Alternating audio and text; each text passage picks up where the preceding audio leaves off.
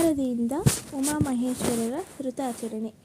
ಸೋಮದೇವದತ್ತನ ಮಗಳು ಶಾರದೆಯು ನೇಮದಿಂದಲೇ ಉಮಾಮಹೇಶ್ವರರ ಪೂಜಾ ಸೋಮವಾರ ಪ್ರದೋಷ ಕಾಲದಿ ಪ್ರಾರಂಭಿಸಿದ ವಿಧಿಯೇನೆಂಬ ನೇಮದಿಂದ ಮಾಡಿದ ಪೂಜಾ ಫಲದಿಂದ ಉಮಾ ಸೋಮದೇವದತ್ತನ ಮಗಳಿಗೆ ವರವನ್ನಿತ್ತಳು.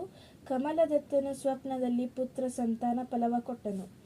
ಓಂಕಾರಮಯವಾದ ಸೃಷ್ಟಿ ಸ್ಥಿತಿ ಲಯ ಎಲ್ಲಕ್ಕೂ ಕಾರಣ ಕರ್ತೃವಾದ ಪರಶಿವನನ್ನು ಧ್ಯಾನಿಸಿ ಸೂತಮುನಿಗಳು ಶೌನಕಾದ್ಯರಿಗೆ ಶ್ರೀ ಉಮಾಮಹೇಶ್ವರರ ವೃತ ಆಚರಿಸಿದ ಶಾರದೆಯ ವೃತ್ತಾಂತವನ್ನು ವಿವರಿಸಲು ಪ್ರಾರಂಭಿಸಿದರು.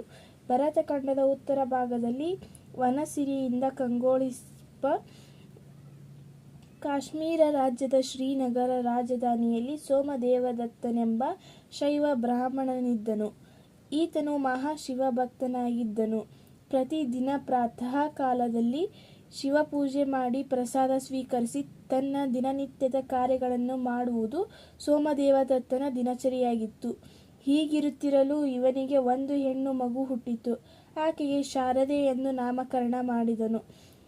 ಹೆಸರಿಗೆ ತಕ್ಕ ಹಾಗೆ ಶಾರದೆಯು ವಿದ್ಯೆಯಲ್ಲಿ ಲಲಿತ ಕಲೆಗಳಲ್ಲಿಯೂ ಸಿದ್ಧಹಸ್ತಳಾಗಿದ್ದಳು.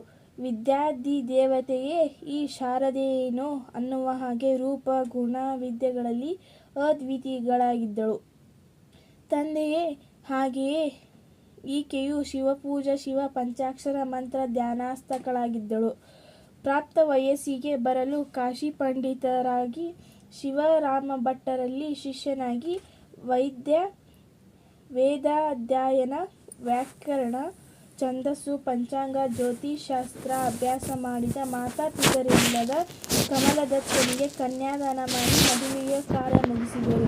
ಅಳಿಯ ಅನಾಥನಾಗಿದ್ದರಿಂದ ತಮ್ಮ ಏಕೈಕ ಮಗಳಿದ್ದು ವೃದ್ಧಾಪ್ಯದಲ್ಲಿ ಸಹಾಯವಾಗಲೆಂದು ತಮ್ಮ ಪೌರೋಹಿತ್ಯ ಮುಂದುವರಿಸಲು ಅನುಕೂಲವಾಗಲೆಂದು ಅಳಿಯನಾದ ಕಮಲದತ್ತನನ್ನು ಮನೆಯಲ್ಲೇ ಇಟ್ಟುಕೊಂಡಿದ್ದನು. ಶ್ರಾವಣ ಮಾಸದ ಒಂದು ದಿನ ಶಿವಪೂಜೆಗೆ ಪ್ರತಿ ಪುಷ್ಪ ಹಾಗೂ ಶಿವಲಿಂಗ ಮಾಡಲು ಹುತ್ತದ ಮಣ್ಣು ತರಲು ಊರ ಮುಂದಿನ ಗೋಮಾಳಕ್ಕೆ ಹೋಗಿದ್ದನು. ಅಂದು ಜಿಟಿ ಮಳೆ ಸುರಿಯುತ್ತಿತ್ತು. ಲಘು ಬಗೆಯಿಂದ ಬಿಲ್ಪತ್ರಿ ಹೂ ಬಿಡಿಸಿಕೊಂಡು ಇನ್ನೇನು ಶಿವಲಿಂಗಕ್ಕೆ ಬೇಕಾದ ಹುತ್ತದ ಮಣ್ಣಿಗಾಗಿ ಕೈ ಹಾಕಲು ಹುತ್ತದೊಳಗಿನಿಂದ ವಿಷಸರ್ಪ ಒಂದು ಬಲವಾಗಿ ಬಲಗೈಗೆ ಕಚ್ಚಿತು. ಬೇಗ ಮನೆ ಸೇರಿ ಒಳ್ಳೆಯ ಚಿಕಿತ್ಸೆ ಮಾಡಿಸಿದರಾಯಿತು ಎಂದು ಪತ್ರಿ ಪುಷ್ಪ ಮಣ್ಣಿನೊಂದಿಗೆ ಮನೆ ಸೇರುವಷ್ಟರಲ್ಲಿ ವಿಷವು ಶರೀರವನ್ನೆಲ್ಲ ಏರಿ ವ್ಯಾಪ್ತಿಯಾಯಿತು. ಚಿಕಿತ್ಸೆ ಫಲಕಾರಿಯಾಗದೆ ಕಮಲದತ್ತನು ಅಸುನೀಗಿದನು. ಆನಂದ ಸಾಗರದಂತಿದ್ದ ಸೋಮದೇವದತ್ತನ ಮನೆ ಮಸಣದಂತಾಯಿತು. ಚಿಕ್ಕ ವಯಸ್ಸಿನಲ್ಲಿ ನಕ್ಕು ನಲಿದು ಪತಿಯೊಂದಿಗೆ ಮುತ್ತೈದೆಯಾಗಿ ಬಾಳಬೇಕಾದ ಮಗಳು ಶಾರದಾ ವಿಧವೆಯಾಗಿ ಮೂಲೆ ಹಿಡಿದು ಕೂಡುವಂತಾಯಿತು. ಶಾರದೆಯ ಕನಸಿನ ಸಿರಿಸೌಧಪತಿ ಸಾವಿನಿಂದ ಸುಟ್ಟು ಬೂದಿಯಾಯಿತು. ಅಟಕಟಕ ಹೇ ಶಿವನೇ, ಅದಾವ ಜನ್ಮದಲ್ಲಿ ನನ್ನ ಮಗಳ ಯಾವ ಮುತ್ತೈದೆಯೇ ಮಾಂಗಲ್ಯಕ್ಕೆ ಧಕ್ಕೆ ತಂದಿರಬೇಕು.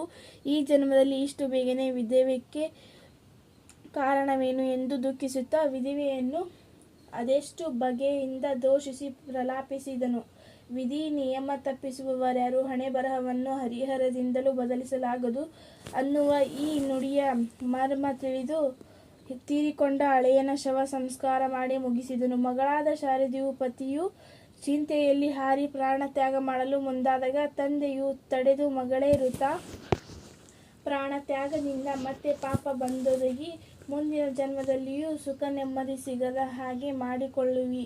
ಕಾರಣ ಈಗ ನಿನಗೆ ಬಂದೊದಗಿದು ಸದಾ ಶಿವನ ಕೊಡುಗೆ ಎಂದು ಮನಸ್ಸು ಗಟ್ಟಿ ಮಾಡಿಕೊಂಡು ಶಿವಪೂಜೆ ಮಾಡುತ್ತಾ ಅದೇ ಶಿವನೊಲುಮೆಗೆ ಸಿದ್ಧಳಾದಳು ಎಂದು ಮಗಳನ್ನು ತಬ್ಬಿಕೊಂಡು ದುಃಖಿಸುತ್ತಾ ಮಗಳಲ್ಲಿಗೆ ಸಾಂತ್ವನ ಹೇಳಿ ಮಸಣದಿಂದ ಮನೆಗೆ ಕರೆತಂದನು. ಚಿಕ್ಕವಳಾದ ನೀನೇ ನನ್ನೆದುರು ಯಾರ ಸಲುವಾಗಿ ಜೀವಿಸಲಿ? ಈ ಬಾಳು ಈ ಜೀವನ ಯಾರಿಗೆ ಬೇಕು? ಮಗು ಎಲ್ಲದಕ್ಕೂ ಶಿವನೇ ಕಾರಣ. ಆದುದರಿಂದ ಆ ದಯಾಘನಾದ ಪರಶಿವನನ್ನೇ ಮೊರೆಹೊಕ್ಕು ನಮ್ಮ ಜೀವಿತವನ್ನು ಕಳೆಯೋಣ ಎಂದು ಹೇಳಿದನು. ನಂತರ ಶಾರದೆಯು ತಂದೆ ಹೇಳಿದ ಮಾತು ದಿಟವೆಂದು ನಂಬಿ ಶಿವಪೂಜೆ ಶಿವಧ್ಯಾನದಲ್ಲಿ ಶಿವನಾಮ ಭಜನೆಯಲ್ಲಿ ದಿನದ ಹೆಚ್ಚಿನ ಸಮಯವನ್ನು ಕಳೆಯುತ್ತಿದ್ದಳು. ಗೌರಿ ಗೌರೀಶಂಕರನೇ ತನ್ನ ಬಾಳಿನ ದೈವವೆಂದು ತಿಳಿದು ನಗರದ ಚಂದ್ರಮೌಳೀಶ್ವರ ದೇವಸ್ಥಾನದಲ್ಲಿ ಈಶ್ವರ ಮೂರ್ತಿಯನ್ನು ಪೂಜಿಸಿ ಶಿವಧ್ಯಾನ ಮಾಡಿ ನೈವೇದ್ಯ ಮಾಡಿದ ಪ್ರಸಾದದೊಂದಿಗೆ ಮನೆಗೆ ಮರಳುತ್ತಿದ್ದಳು. ಹೀಗಿರುತ್ತಿರಲು ಆಶ್ವೀಜ ಮಾಸದಲ್ಲಿ ಶ್ರೀ ಮಹಾಶಕ್ತಿಯಾದ ದೇವಿ ಪುರಾಣ ಪ್ರಾರಂಭವಾಗಿತ್ತು.